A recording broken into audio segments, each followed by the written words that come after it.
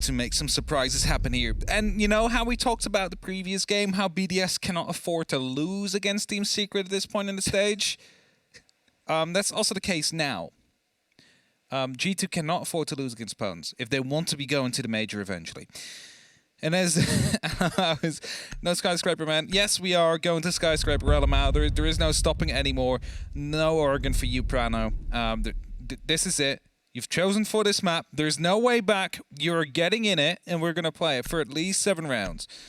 So just sit down and relax, because we're heading into a very important matchup for you. If G2 loses this, they're 5th place. If they win this, they're 3rd place. It is as simple as that.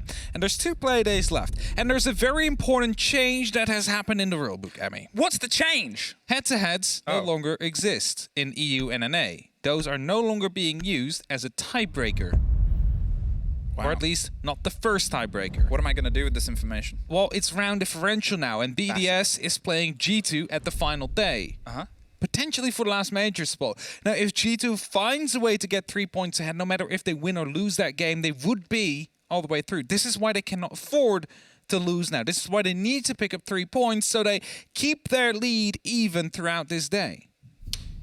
That's the pen drop. You probably didn't hear that. You might have heard it. The pen's dropped. And now you need... Oh, Fresh is going to get it. you get a secretary for that. It was my pen. It's not my pen. Hap doesn't know how to write. Okay, let's get into a game of Siege here. G2 starting on... Shut up. Sorry. You've talked forever. Now it's my turn.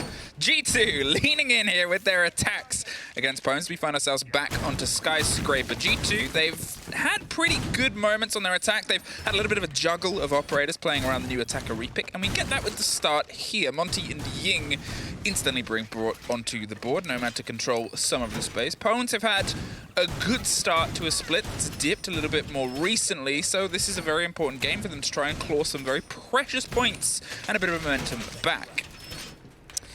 Yeah, they definitely need the points. Well, so does Pones, though. They definitely don't want that. Yeah, sorry. Listen. I was thinking about the joke that you told me to shut up about. Sorry. So, let's get distracted. Either way, 0-0, round 1 underway. Easy, our beautiful observer here. It's going to be bringing us the Skyscraper action. As quick default cams are being taken care of. G2, they need to formulate their attack. Where are they going from? We have no clue. We haven't seen them doing it yet. It could be Geisha, could also be coming down from the exhibition. But what we do know is, though, is that Doki is in very quickly here, and there's quite a lot of drones going ahead of him. He seems to be getting some pings as well, so we might see a very early entry here on either side. Buried in behind the back of the bar on the barbecue. They're waiting to see if somebody can be sort of sorted out with any of the food on this approach. It's a bit of a wide drone game here. Exodus, he's trying to keep himself as safe and as a little bit content as possible. The ping and the reveal, but nobody's getting the intense take on him. He's a player to watch because when he pops off, so does the roster. He's really been a big blow of force for the side of opponents here. G2, they're still monitoring this approach. And Exodus, he's feeling very spicy. Goes for a little bit of a dabble, but it's a bit too dangerous. There's a man on the rappel there, but Doki watching the entry back will find the first kill for the side of G2, and that's going to be a good start for them.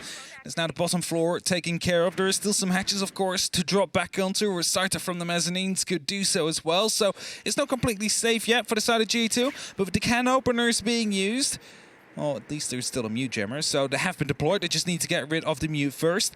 They will create themselves an opening very soon into Geisha, which then could be used to put down even more pressure. Prano already on the back door here from the Shrine balcony is looking to find some entries themselves as well.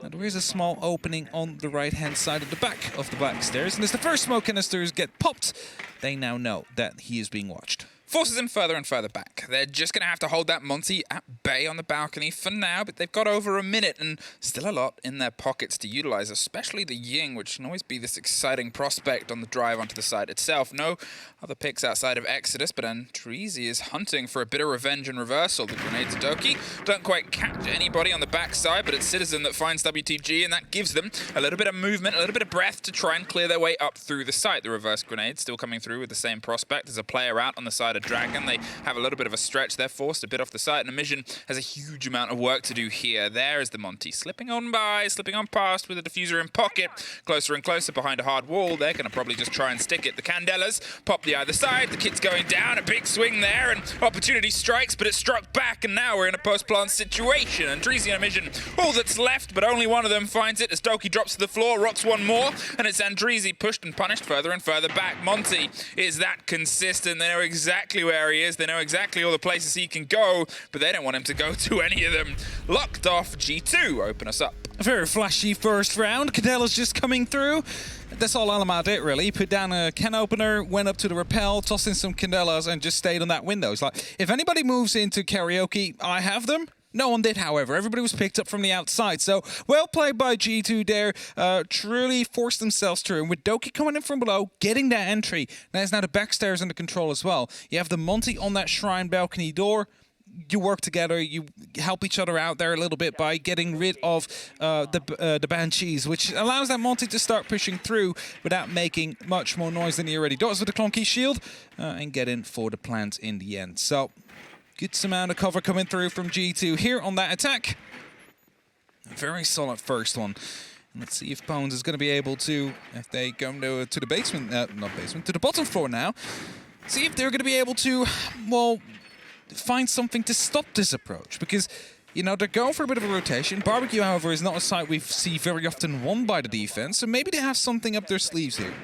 Not going to Exhibition. That's the sort of big question mark right now. It's obviously the site that a lot of teams prefer. It gives you a little bit more width and movement, and Barbecue is still a place where they're trying to find out what tastes good. You've got a little bit of extension over to Kitchen, but you very often lose a lot of the verticality. You still got to keep some of that cool, some of that calm. We've obviously seen that punished and the reverse of punished, which I guess has just played well on the previous game, the previous map, and the showing that we just had here. But all of them start with this. A quick bout of pressure across that shower towards that solid wall, which, to be honest, isn't so solid, soft and angled and broken open.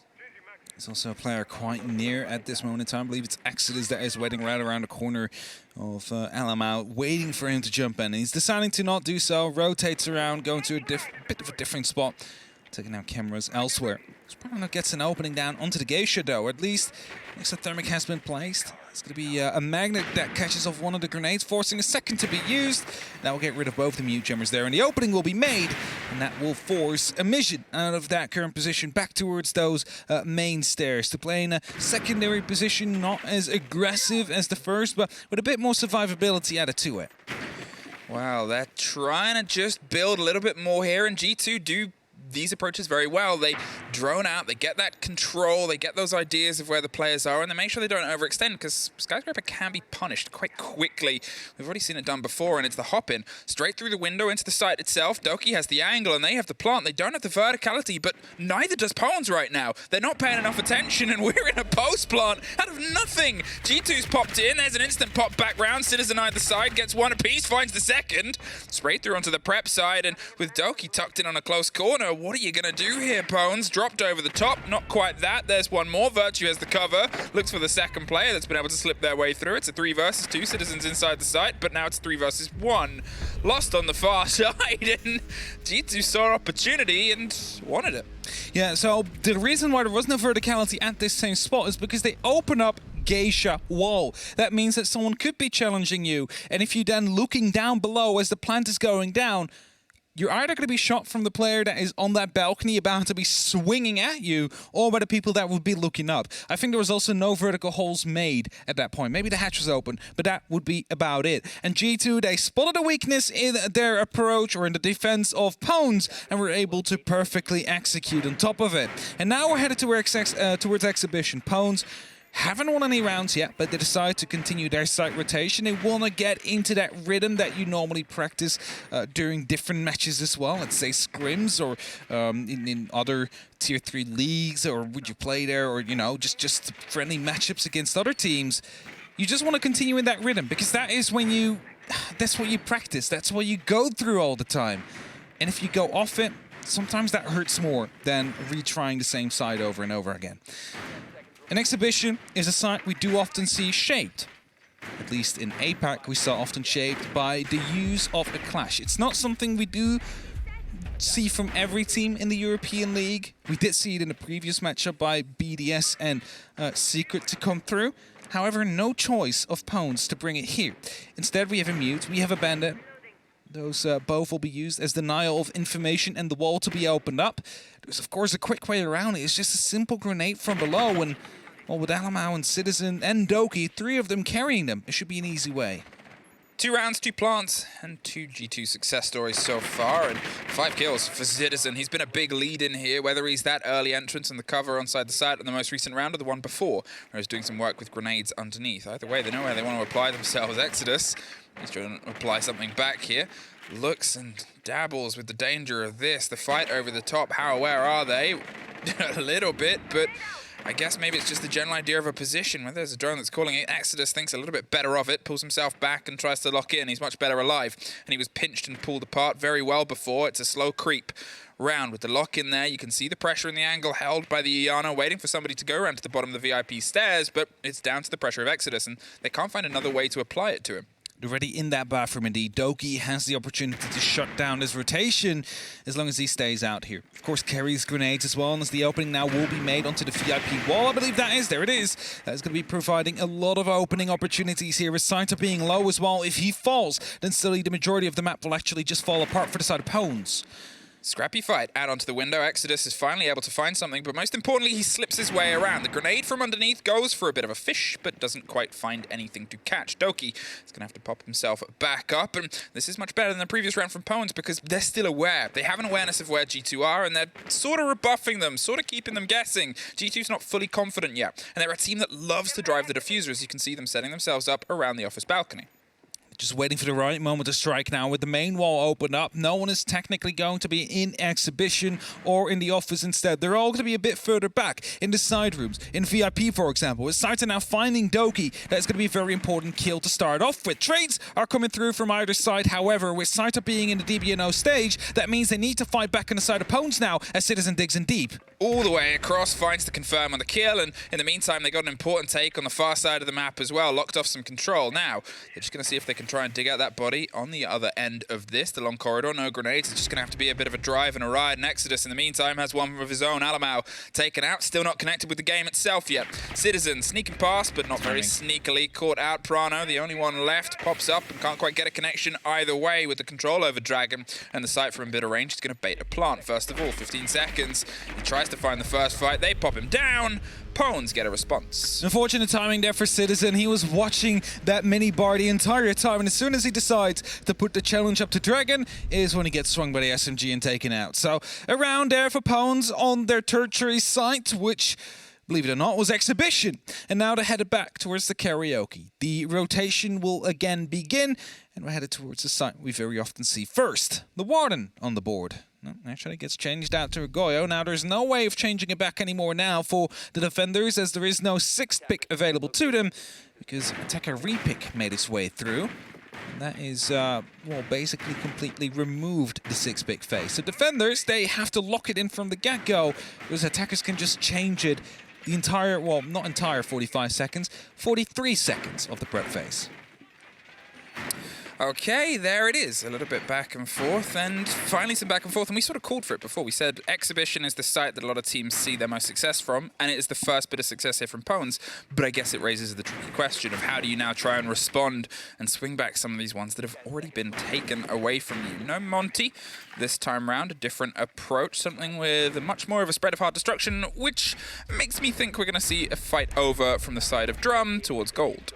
Yeah, we're probably going to see the mezzanines being taken under control and, you know, it all starting out here, which is currently being muted off, the office wall.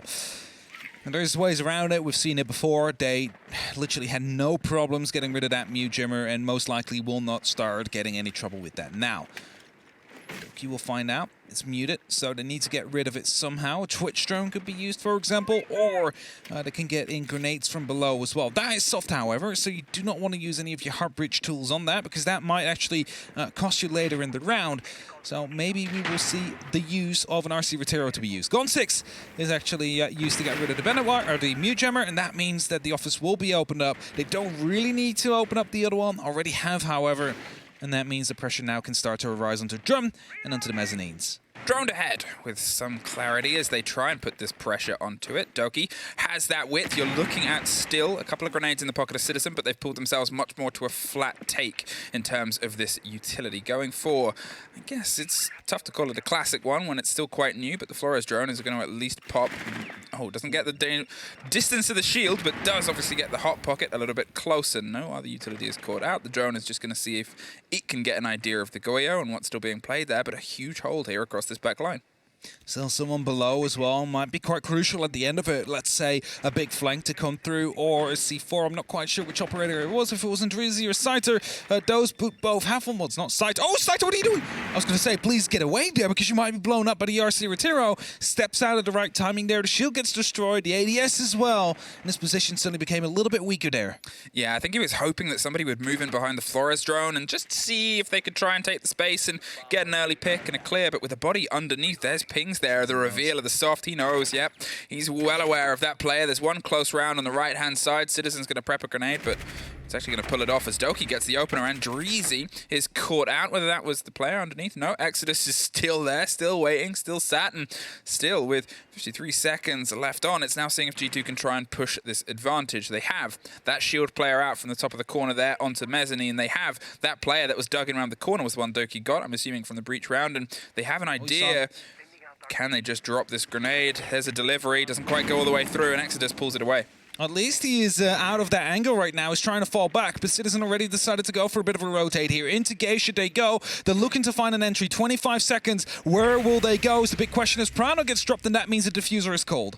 And now as the fight goes around that side of gold where the kit was, they're going to see if they can try and push Scyther, who's bouncing back and forth and causing some issues. The fire still burns. The flashes come through. The mission gets the connection with Doki on the far side of Geisha. Less than 10 seconds, and it's WTG taken out by Citizen, but still with the kit in pocket there, doing a bit of a blind charge. Virtue's trying to find all the way across. Can't quite get his feet to the ground. And Pones hold on for a second. Mentioned before how it was important there was still a player downstairs. It was Exodus in the end there. Not there with a nitro, but just able to head back up the living staircase, up back to the office, and strikes at the back. And well, that truly took out any danger that was still left in a potential G2 push there. And that leaves us at a 2-2 mark here. So Pones, they equalize the score here. And Barbecue Kitchen will be back on the menu. And let's see how it will go this time around, because G2 of course was able to sneak in, was able to get the plant through after they opened up the geisha because there was no other control. Let's see if we maybe have a bit more presence near the pantry, a little bit more of a contest going on there. Maybe the Yokai's being a bit more successful, because otherwise it's probably just going to be a repeat of last round. Here it is, that little bit of shakiness that's sometimes plagued G2. We talked about how good they were on that sort of opener, but Alamo unfortunately has been a bit distant from this game. Prano playing the plant job. Sure, he hasn't had a full connection on a kill on a kit yet, but it's always that thing where you've still got to try and lug some of that distance. In the meantime, every single Pones player has had at least a connection with the KD side of this game, and that's that sort of worry. When you have all this super team, you still have to try and make them run the unit, run the gauntlet, and run as a 5-piece rather than a couple of great standout moments. And that scrappy attitude is something that Pones have sort of had a little bit in these games that have gone their way.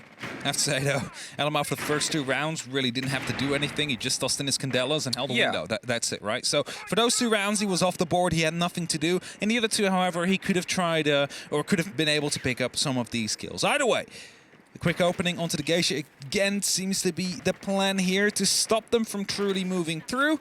And as that double use of the X-Guards will actually open up a small angle, that might be just enough to get a grenade over rather than underneath, because as you can see, they have been reinforcing below, and the last time some grenades got caught off by magnets. So you need to go for a different way, something that might be a bit safer. And you talked about Elamar not having the impact. He will just open up now. Gets Exodus off the board. Well, they're going for a little bit more of an angle and width there over the top of Geisha. It's Doki trying to break his way through in underneath, and well, still not really trying to find anything, unfortunately. G2 plays this drone game well, but sometimes they find themselves a little bit lost in it as Pones have picked up on the pieces that they can pull apart. They go for a stretch, they go for a rotation, they waste a little bit more time. Last time it was a hot drive all the way through onto the back of kitchen where they stuck a plant. This time, well, Doki's getting himself positioned in a similar place, but they know they're not going to be able to pull the wool over the eyes twice. WTG might find himself a bit of a focus here from the side of the shower. The drones are still trying to piece together exactly where he is, but the pressure might come from Doki on the far side of the bar door as the rotation comes away from the bathroom.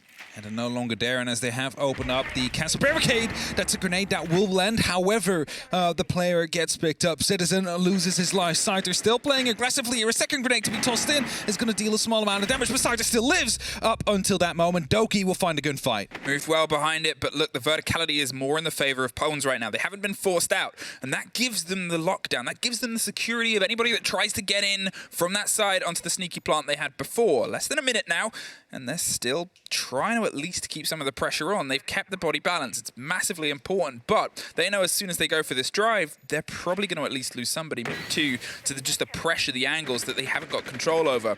Pushing all the way further and further to the back, just getting the drone out, the intel, and seeing what they can find. They know a player's on the stairs there, on the shoulder. They're going to tuck in close on the corner, but the pings are there. The spray comes through, and it's the cover from Doki for a second of the round. There it is over the top. There's the plant, there's the catch, there's that verticality that you asked for before. They have the pings and they have all the intel they know, so they've picked up the kit and moved it somewhere else. Doki, he's going to see if he can stick it as Alamau has the cover and G2 have their third. I mean, the cover was still there in Geisha, so they weren't quite able to fully play. It wasn't until he got rid of the cover he could pick up the plant. Frano taps out mid-plant. that is an unfortunate time. But I have to say, like, the angle that they made from that main stairs, it was just meant to, if they would be jumping in again from that window to go for a deep plant, it was going to be covered. They didn't have to rely on the verticality there. Unfortunately, not the case. And they decided to go into the pantry instead, which allows you to, well, tuck in a little bit closer, not expose yourself to that angle. Try to go for wallbangs there, but you might be wondering, why did he not get that kill? Why did he not even do damage? The answer is quite simple. He was shooting through two walls. That no longer works. He needs to get the hole into the first before he can go to the second, because that's 4 panels you have to shoot through. But you do give away your position, and that allows the players of G2 to just quickly retrace that sound and put some quick bullets between your eyes. Well, I said I wanted to see Alamau step in, and he actually secretly got a couple of double kills. Well, he got a double kill and a couple of kills as we were watching the player up in Geisha pull off a double kill of his own on the backside. Able to take care of a couple of the sort of stretch in those bodies. I've said that word too many times. We know a couple is too, and that's what he got. He found rhythm. He found something to break a bit of that deadlock now, and that's an important part because, as I said, you need all of the players to show up and show off just what they can do. And if that's the start of something, okay, Prano alt tabbing out in the middle of a plant, that's a different story. But it's great if that stops as well. Yeah, you probably shouldn't. You should have that as a habit. Yeah, unbind the alt tab during official games. Either way, it is Pwns on a bit of an aggressive roam here, just walking around, seeing if they can find anything. Sometimes peeking their heads out of these windows or doors that have been damaged or shut upon by the G2 members. G2, however, not too worried about that. They want to go for a quick opening, but they couldn't quite yet. Actually, the Goyo getting detonated there as well. At the same time, the Mute Jammer gets destroyed, but the opening is there, more importantly, on that triple wall. Again, there's no one there to try and contest it. There is no clash up on that balcony that stops them from rotating in, and that means they need to rely on their gun skills at this point. Still, one more Vulcan just on the inside of that breach, and G2, they're just going to get some idea of the width here. There's nobody playing out on this balcony, on this sort of palisade side, as there was in a lot of other teams' holds here, and G2 tried to force themselves in from the second story. They didn't really have any success from underneath. They're a bit cautious about that as well, because if you're going to go for something a bit more direct and a bit more bold, they've made it work before, but just how sure are you of the players? That's that game. That Pwns have become better and better at stopping and sort of succinctly forcing them out. Going for the catch here on the far side, but still, no one-handed.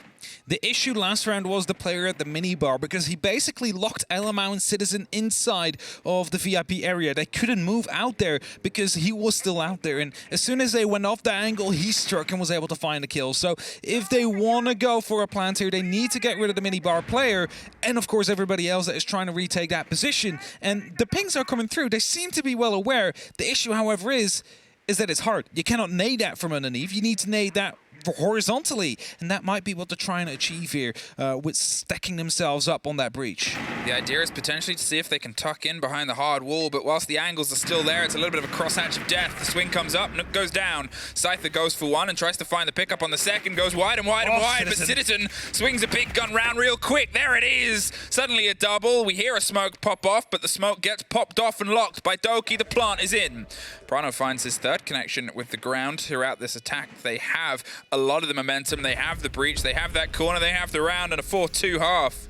A good split from them, and you saw it here. They managed to get rid, or at least they put some pressure down onto the player behind the minibar, and they forced him to come out as soon as they went for that plant, because that means with that wall reinforced next to him, he needs to extend a little bit to get the smoke canister out, and that's exactly when Citizen was able to pick him up. And that's a 4-2. The first kill of Citizen we're not going to talk about. That was just filthy. It was a pretty good swing. Like he usually does, filthy shots every now and then. But a 4-2 split, it's good for G2. And now they're headed over towards that defense. And this is where they need to get 3 rounds. And this is where, preferably for their side, they started off with a straight round win, not having to worry too long whether or not they are still going to be able to get into this half. Now, as you went on about at the very beginning of the game, G2 need 3 points. They need to have it. Sure, Pons need it as well, but G2 need it that little bit more, especially because of the success that LFO and BDS, 2 of the other 2 teams in contention for a top 4 spot, well, they are able to pull the points out of. And sure, we still have Rogue and we still have Heroic to sort of put their feet to the boards as well. There's other chances for Stumble, but you don't want to be the first one in that front run pack, the peloton that falls off and suddenly finds themselves having to try and catch up in the final 2 Playdays, especially against a team like this that is around the bottom of the board, that has suffered. And, you know, if you're dropping points to the team that's in 9th, regardless of the fact that they've pulled themselves up there, you're in a bit of a dire situation for the final stretch. Yeah, and, you know, we keep talking about those 3 teams, LFO, BDS, and G2, but it's basically due to the fact that Heroic and Rogue are both outside that top 3 range. They're 1 and 2, even if they would lose their games today. So they're basically not in that conversation yet. For now, they look like they're going to the major. Of course, they could still stumble in these last 3 Playdays, but I think just a single win for either of them would be enough. And that's not the case here for G2, LFO, or BDS. They need to outscore one of the other 2. As they're looking to make it happen here, G2 looks to find 3 points. And they need 3 more rounds to get those 3 points. And, of course, they would like to start that off right away here on Tea and Karaoke. Now, Pons, is there a pace to this approach, or are we going to see something a little bit more metered? The success you had on your couple of defenses, well, it sort of came down from being able to play against time. You forced them into an unfortunate situation. G2 was sort of punished, especially on the round where it did come down physically to time halfway through. And it's just that sort of question here, whereas how do you bring that? Well, the Ossa might be able to buy you a lot of this space as the Talon shield just gets a peek round and puts a ping down onto that corner shield. You can still get swung, it's still not locked in, but this might be Alamau. Damaged and not fully dropped, and they should be able to get the revive, as you can see happening around on the side of Drum. Yeah, not quite sure where that happened, but Exodus definitely wants to go more aggressive now. They feel like they have something to go with here. And with the grenade bouncing up on the door frame here, Citizen needs to be careful to not accidentally lose his life to that. The second one bounces around, and we'll find Alamau somehow. He will find a response, though. Exodus gets picked up. He just walked back to the shield. He just walked his way back to the shield. Oh, no. Die dropped, and they're able to take care of that utility. But they still have a lot left to do. They've gotten 2 minutes. They put the pressure on, and to be honest, most of the attacks we've seen stall here. They put the pressure there around Drum and around onto the door on that shield, and you've got to try and find the way to lead into the next step. And it might be here, hoping somebody's hopped up on the soft. It'll at least destroy the electrics and give you a little bit of width to open up as we see the Thermites going for the rotation. They have the control there on the stair set as the Ossa's just getting a bit of a peek around the corner. There's Vision getting the peek further, gets the kill, gets the drive, gets themselves across. 20 seconds, and now with eyes on the side of Gold, and we hear the breach happen over on to the side of Geisha. Can they make a connection? That's the big question. There's only 15 seconds, though. The time is slowly running out. Or is an adrenaline search to try and help them here? But Citizen finds the very first. Needs to find a couple more spots out ahead, but it's only a 1v3 situation now. Drops the diffuser with 5 seconds left. Is he able to sneak out? Yes, indeed he will be, but is he being chased down? It's the LMG that's going after him. He lines them up and gets both of them. Citizen clutches out the round for G2, and it's unbelievable how this keeps happening. I don't know what it is, but if G2 is like a 2-man down and Citizen is still left, there is like a 50% chance he will win it, if not like a 70% chance he will win it. Oh, was that a 3 versus 1? That was a 3v1, maybe even a 4. No, I think it was a 3v1, but he dropped the diffuser early on. He dropped the diffuser and he got into the position. They had to try and push for the kill. They knew where he would be. I mean... You have it again. I mean, 1v3. 1v3 Gets the diffuser. Gets the kit. He's being shot as he moves through here. Yeah. So that is from the player in team. Half health. He does the reload, 31 bullets. He fires onto the first fight, waits, and then they're swinging and pre-firing, knowing that they're going to do that to him. I'm just going to say, he just outgunned 2 LMGs. 2 LMG meta. What? Yeah, the Citizen meta. Either way, 5v2.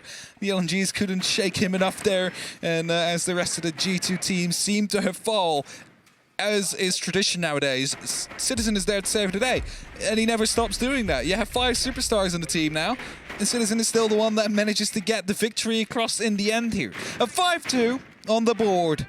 2 more rounds is what they need. And it's definitely not the start that they would have hoped to go for here, letting it come down to a 1v3 clutch. But it will definitely raise the mood of Citizen. And when he's on fire, that's a very dangerous thing to play against. All right, G2, I mean, it was close. And Pawns are going to know that as well. Pawns are going to try and thread that. And it's tough sometimes where things go against you in that sort of situation. But how do you grow from this? They're going to prep themselves up. Quick catch there. Prano, not pressured, able to instantly look out the first of the exothermics, and that raises the question of, well, what do we do with the second? Now a bandit trick on a second story, and they've still got a lot left to do. Pawns are a little bit of a utility misplay there. Yeah, that's what you get when you do not instantly go for the bandit wire there. So you're waiting for them to place it down. That's when you go for the bandit trick. That's when you find a bit of success because there's no other piece of utility that goes with it. Shield, however, taken out. And it seems like there's coming a lot of pressure towards the Pentry side. And Virtue just holding on here. Look at that. There's just 3 red outlines through that wall. All hurdled up together, looking to find an entry for the side of Pawns. Alamau, he's trying to go a little bit closer. There's also this Roman rogue play of Doki on the far side and the little hop in box. He's going to see if somebody gets a little bit too ambitious with their rotations. And Alamau, talking of, is ready to pop around. Hey, Scyther, here's Alamau, and he's going to take more territory. Mission finds Doki, who went for a same approach, but look at Citizen, also now going for an approach round on the backside. Most of them aren't on the site. There's really only a little bit of a hold here, and Mission, if he doesn't take the fight with one of them soon, I think he's going to have Citizen round on the back. Dives in and gets a second. Is doing everything he can to keep this pressure hot. Looks for a third. They've pulled themselves back. They've gone for the vertical control. Prano stops Andreezy. Is able to take it, and there it is. Virtue spraying, but not quite getting a connection. He's on his drone. He can't hear us. There's some control. He's just going to wait for this. He doesn't want he doesn't want to give away his position. Instantly goes through and fights a second. It's the diffuser dropped again. 40 seconds on the clock. Exodus. Oh, he's up on that top floor. He has a hat-trick potential. Oh, it's already opened up. So you could technically drop that. I don't think anybody is currently watching that, but as soon as you do, you'll give away your position. Gon6 uses a bit of a distraction. He drops through and instantly finds himself through rotation. Virtue, however, locks it off, and G2 are on match point, and not just 1, but a total of 4. Moments taken before unfortunate events. He was just waiting. Waiting for a bus. I mean, the bus is to shoot somebody as soon as they're off their drone. Normally, you wouldn't stand in front of them because that's how you get yourself killed. He was up to the side. He was up to the side. A little bit to the side. It could still be seen, but you know, he's just waiting there. He's like on his drone. That means he is no threat currently, and you just wait. You just sit there because Pawns thinks it's safe if you have a player there that's alive. As soon as you kill him, they know, okay, there is someone out there in the laundry/reception area, whatever you want to call it. And him waiting there basically gives him a false sense of security. So you have someone rappel in onto next to the kitchen window, and at that moment he strikes and he gets both and the diffuser yet once again. And Citizen with that double kill. You called it out early. He went for that flank and it paid off in the end. He's just waiting. And gives them a false sense of security whilst, like, we see Mission probably droning out Virtue that was playing near those back stairs. Oh, that hurts. Oh, that hurts even more. Connecting with the head from the range there as well on the second kill. I mean, that's the Citizen touch. Is the first one is great. It's discipline, it's control, and it buys you the extra seconds. You said it lures them into the false sense of security. But then to push onto the second and assume they're going for the take there onto the window, it just entirely takes the round into your favor. 6-2. They've been able to thread 4 rounds in a row to either side of the half. And they only need 1 more for that 3 points in what is turning into the quickest game of the day so far. WTG wants to go for the break here. It's going to be popped just in time. Prano actually wanted to go for a bit of a bandit trick there. Took quite a lot of damage from that grenade, but I was going to say it was right in time indeed, because if it was a millisecond slower, that would have been the exothermic tricked by the bandit charge that was still there. Emission wants to go quick here, but actually... No. Not quick enough. The sledge is quicker with the breaching hammer rather than the breaching charge, and it'll open up onto the double wall and office as well, stopping Prano from being able to trick this now, and that means the exothermic of WTG will just have free reign. They're pinging around behind the back of the bar. It's soft, which means that if a player is in that position, they can really try and cause some problems. Alamau, he's been able to have a little bit more of a connection here on the defense. Citizen opens themselves up for a run around and an outside trip and journey to see, well, anybody. As we see a huge amount of bodies come over and set themselves up here for this. And if anybody's going to try and go a little bit bold, it's him. They're holding the rappel. They're making sure nobody can get in that situation. It's wise, because at this point, you never really know where he's going to pop his head up from next. I was going to say, like, they're waiting for someone to run through that door. 2 guns aimed that direction. No one actually went for it in the end, though. And the opening is there, so they have the double wall open up. There is still some players below, putting some verticality issues into the minds of G2. As that drone gets taken out, they now know Alamau still behind the half wall, so he needs to be very careful here. But with Citizen still around the corner, he could just as well go for his swing as soon as Alamau takes the first gunfight here. Yeah, Citizen's keeping him safe for as long as he can. Alamau's got obviously that hefty marble in front of him just to give himself a little bit more width, but it is not much. As soon as somebody finds a sliver, they're going to find the rest of him, and that's the big problem right now. Explosions and pops happening over the breach. Less than 50 seconds as we just turn over that ticker, and Alamau is still trying to find it. There he is. Finally finds the first. That's the kit. Cold once again, and a smoke popping off to cover at least the recollection of it, but nobody else in a position to actually get it. They're still on rappel, and Alamau wants to go on an adventure, not a very long one. Andreezy's watching the door and gets a very quick response. Scyther has to try and do some work here on the opposite side. It's a frost mat, and that's a horrible reveal, but at least Exodus is able to do something on the back of it. Now it's a technical 3 versus 2 versus 2. Now it's just a 2 versus 1. Scyther still in a mat. There's a stick in the leg of Emission.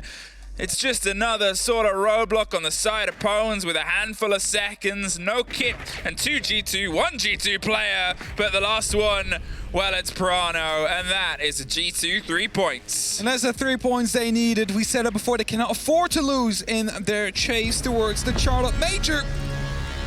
And, well, they are not quite there. There's still some playdays to go, but at least they maintained their lead they started off the day with against LFO and BDS. And potentially they close in on Rogue and Heroic, depending on their results as well. Citizen with a 14-on-4. That is just another Citizen performance.